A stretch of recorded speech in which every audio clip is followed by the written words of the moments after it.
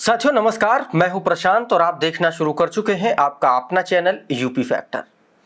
साथियों, उत्तर प्रदेश की योगी आदित्यनाथ सरकार दो तीन मुद्दों पर बहुत बुरी तरीके से फंस गई है और इस फंसने का असर 2024 के लोकसभा चुनाव में रिजल्ट के तौर पर देखने को भी मिला। 69,000 शिक्षक भर्ती में जो 6800 ओबीसी छात्रों का जो आरक्षण का जो घोटाला हुआ, उसको लेकर के अब योगी आदित्यनाथ की जो सरकार है वो 6800 अभ्यर्थी इनके गले की फांस बन गए हैं और ऐसी फांस बन गए हैं कि हाई कोर्ट और सुप्रीम कोर्ट के बीच में अब झूलने लगे। और ऊपर से अखिलेश यादव, राहुल गांधी, मायावती, तमाम सारे विपक्षी नेता, तमाम सारे वो नेता जो सीधे तौर पर पीडीए का सपोर्ट करने वाले जो लोग हैं, वो सीधे तौर पर अब योगी आदित्यनाथ की सरकार को कटघरे में खड़ा कर रहे हैं। और दूसरी तरफ अभ्यर्थियों का दबाव। योगी आदित्यनाथ की सरकार को समझ में नहीं आ रहा कि करें तो क्या करें। साथियों, आपको पता होगा कि पिछले दिनों इलाहाबाद हाईकोर्ट की लखनऊ बेंच ने इन जो 6800 अभ्यर्थियों का जो मामला था, इसको लेकर के सरकार को निर्देशित किया था कि जो 2020 और 2022 में जो चयनित छात्रों की जो सूची जारी की गई थी उसको रद्द कर दिया था और यह कहा था कि 3 महीने के भीतर नई सूची जारी करें और उसमें इनका समायोजन करें। सरकार, आप सोचिए कि कितना ज्यादा किस तरीके से फंसाने का काम करती है। सरकार ये सोच रही थी, सरकार को यह पता था कि जनरल स्टूडेंट जो होंगे, वो जनरल अभ्यर्थी जो होंगे, वो इस फैसले के खिलाफ जाएंगे सुप्रीम कोर्ट, और वो चले गए और सुप्रीम कोर्ट ने कल स्टे लगा दिया।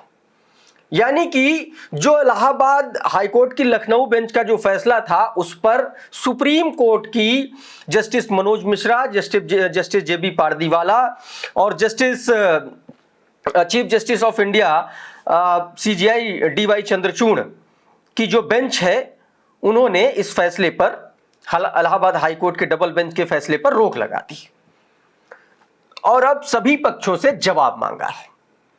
यानी कि ओबीसी छात्रों की तरफ से उनसे जवाब मांगा गया है, जनरल जो अभ्यर्थी हैं उनसे जवाब मांगा गया और सरकार से जवाब मांगा गया है।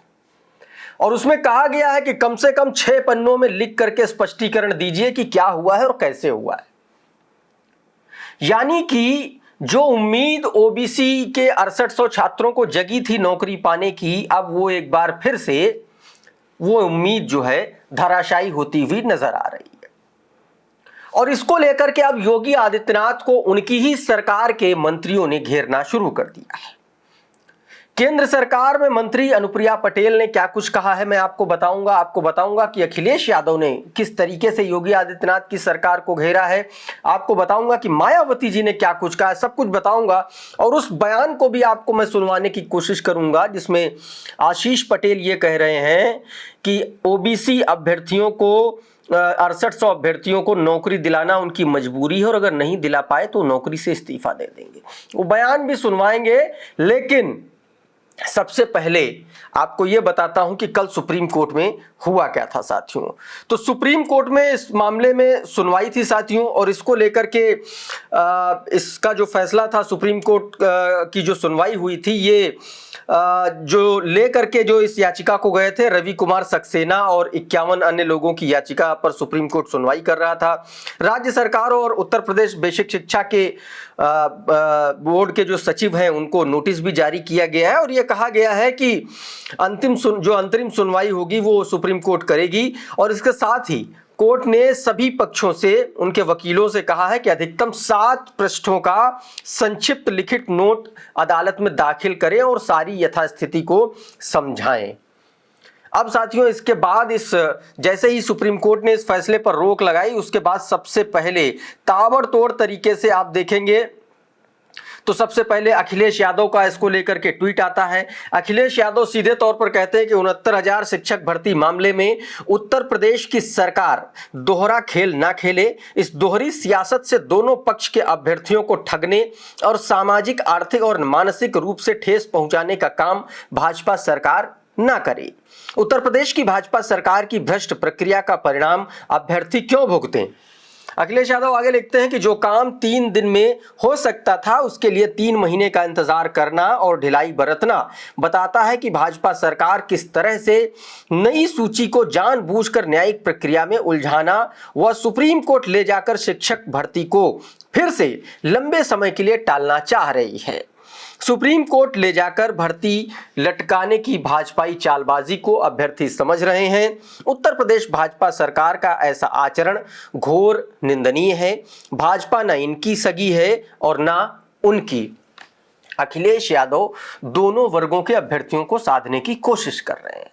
वो जनरल को भी साध रहे हैं और वो ओबीसी को भी साध रहे हैं, और वो ये कह रहे हैं कि जो मांग 6800 अभ्यर्थी कर रहे थे इलाहाबाद हाईकोर्ट की डबल बेंच के निर्णय के बाद कि भैया इसको 3 दिन में 4 दिन में ये सूची जो है आप जारी कर दीजिए, नई सूची चयनित सूची जारी कर दीजिए, लेकिन सरकार ने नहीं जारी किया और उसका नतीजा ये हुआ कि मामला सुप्रीम कोर्ट पहुंचा और फिर से मामला अटक गया। अब साथियों, इस मामले में केंद्रीय मंत्री अनुप्रिया पटेल का क्या कुछ कहना है ये सुन लीजिए जरा आपकी स्क्रीन पर। अनुप्रिया पटेल लिखती हैं कि 69,000 शिक्षक भर्ती मामले में माननीय उच्चतम कोर्ट ने माननीय इलाहाबाद उच्च न्यायालय के फैसले पर अस्थायी रोक लगाते हुए सभी पक्षों को नोटिस जारी किया है तथा अगली सुनवाई में दोनों पक्षों से मामले के संबंध में अपनी दलील पेश करने के लिए भी कहा है। कानूनी प्रक्रिया से अलग उत्तर प्रदेश सरकार को राजनीतिक रूप से तमाम उपलब्ध विकल्पों में से सबको स्वीकार्य एक ऐसा विकल्प लागू करना चाहिए जिससे किसी भी पक्ष के साथ अन्याय ना हो। अनुप्रिया पटेल आगे कहती हैं कि 69,000 शिक्षक भर्ती में अन्याय का शिकार हुए आरक्षित वर्ग के अभ्यर्थी निराश न हो। इस मामले में माननीय उच्चतम न्यायालय ने माननीय इलाहाबाद उच्च न्यायालय के फैसले के विस्तृत अध्ययन के लिए सिर्फ अस्थायी रोक लगाई है। वो ये कह रही हैं कि रोक नहीं लगी है, अस्थायी रोक लगी है। 7 पन्नों का जो पृष्ठ मांगा गया है उस पर लिखित जवाब दिया जाएगा, सभी पक्ष देंगे और उसके बाद सुप्रीम कोर्ट इस फैसले पर पहुंचेगी कि क्या फैसला करना है। मायावती जी इस मामले में क्या कहती हैं ये भी सुन लीजिए। मायावती जी लिखती हैं कि यूपी शिक्षक भर्ती मामले में आरक्षित वर्ग के अभ्यर्थियों के साथ अन्याय नहीं होना चाहिए, उन्हें अपना संवैधानिक हक जरूर मिलना चाहिए। साथ ही सरकार इस मामले में अपना ईमानदार रुख अपनाए ताकि इनके साथ कोई भी नाइंसाफी ना हो। मायावती जी सीधे तौर पर आरक्षित वर्ग के साथ वो खड़ी हैं, उसमें उनके साथ कोई कंफ्यूजन नहीं है, वो अनारक्षित वर्ग के साथ नहीं खड़ी है, कहीं उसका जिक्र नहीं है। तो साथियों, कुछ इस तरीके से योगी आदित्यनाथ की सरकार 69,000 शिक्षक भर्ती के मामले में फंसती हुई नजर आ रही है। आने वाले वक्त में 10 विधानसभा सीटों पर उपचुनाव है और इस मुद्दे को अखिलेश यादव सरकार के खिलाफ भुनाने की कोशिश जरूर करेंगे साथियों। तो अभी के इस वीडियो में फिलहाल इतना ही। आप बने रहिए यूपी फैक्टर के साथ। बहुत बहुत शुक्रिया, बहुत बहुत धन्यवाद, नमस्कार।